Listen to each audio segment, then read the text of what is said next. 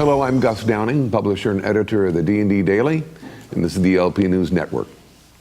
We're here today with Claude Verville, the Chief Operating Officer for USS, and Robert Simoneau, Chief Technology Officer for USS. In an ever-changing retail landscape with evolving challenges for loss prevention practitioners, some organizations stand out as driving forces in the industry. One of those companies leading that charge is USS, whose focus on solving the unique problems of the industry by working directly with LP leaders has resulted in innovative products and strategies that are now industry standards.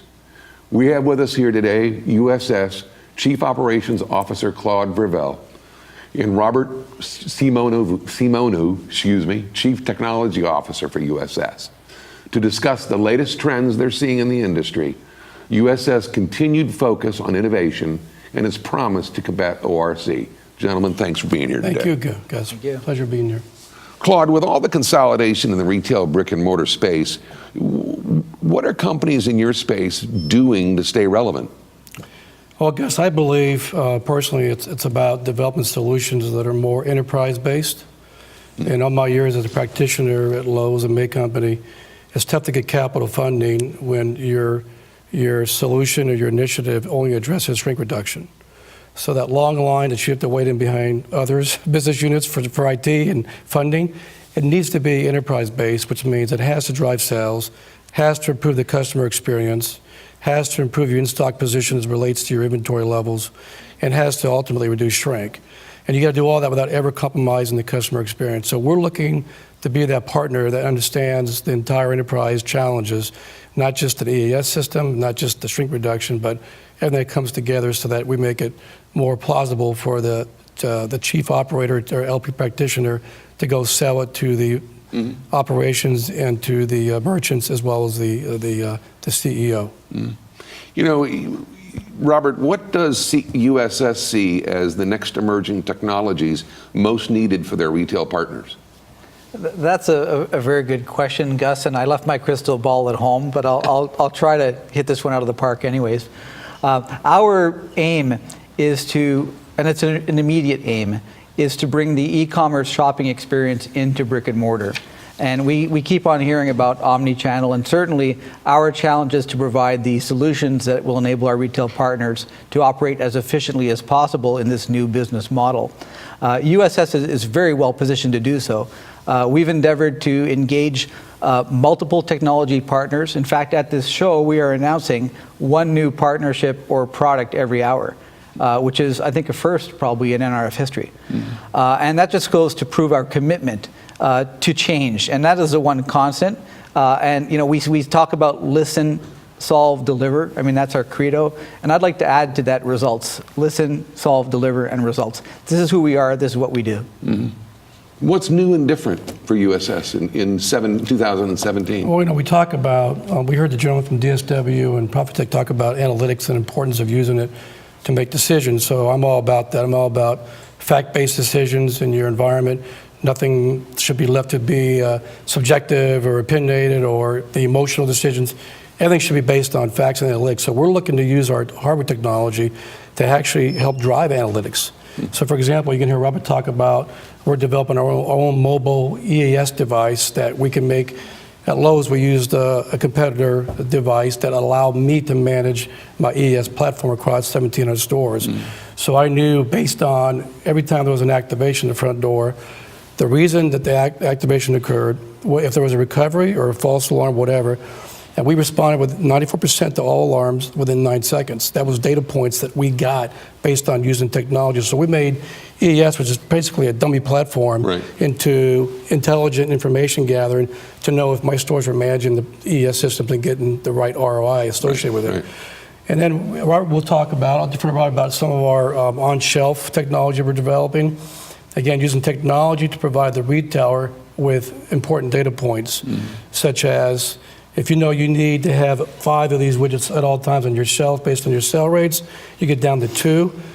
A smart alert shelf system that advises your employee, whether it be a small footprint like a Walgreens or CVS or a larger one, you need to go restock that shelf. We heard the gentleman here talk earlier about the importance of on-shelf availability, inventory accuracy. like Robert just said, with omni-channel, the customer experience, if they buy online, pick up in store, you better have that inventory that you just charge their credit card for that they came in to pick up. And so inventory accuracy has never been more critical. So we're looking to do things beyond just the realm of supporting EAS. We want to leverage the EAS platform, of course. One more thing that we'll talk about, I'll defer to you, Robert, is we've been asked by our customers for years, hey, how do we know when a customer walks in with a magnet detacher in their pocket to go to business and go to town in your fitting rooms, which is the big ORC activity? How can you tell us when they're in the store? My man here has got a technology that we have been delivering all day to our customers. So, Robert, All right. Well, thank you, Claude. Yeah. The technology that he's referring to is about the size of a Snickers bar, and I mention that because I'm hungry. And it has the ability to detect a magnet that is strong enough to remove any type of anti-shoplifting tag that uses a magnetic clutch. And that is a simple product, but a very pertinent product to today's market. But I'd like to expand upon that because, we're not a one-trick pony. Everyone knows us as a company that has a very innovative tagging suite and for, systems that go beep at the door, right? But we're a whole lot more than that. As we speak today, we actually have the widest range of RFID Gen 2 compliant products available, period, globally. So whether it be the world's first mulligan-mounted Gen 2 RFID system, or our tower-centric solutions, or our MAT solutions from our partners. All of these are very pertinent to make Gen 2 work for retail. We've talked about RFID. Well, look, I've got gray hair and I've lost some for a reason, right? We've talked about this for many, many years. And we're not only looking at it from the point of view of this technology, we're also creating an umbrella above it. Right. And we've engaged in a very substantial partnership with Hitachi, Above Security, with a cybersecurity solution that'll make sure that this data that we all realize is critical will be managed and protected. Because at the end of the day, our retail partners, and certainly USS, do not want to be the next bad headline. So open platform, open architecture is key to us, and it's the right thing to do for our customers, right, Robert? I agree. Yeah. And you talked about Smart Shelf? Yeah. Is that a channel that you're going into? Yes. It is, actually.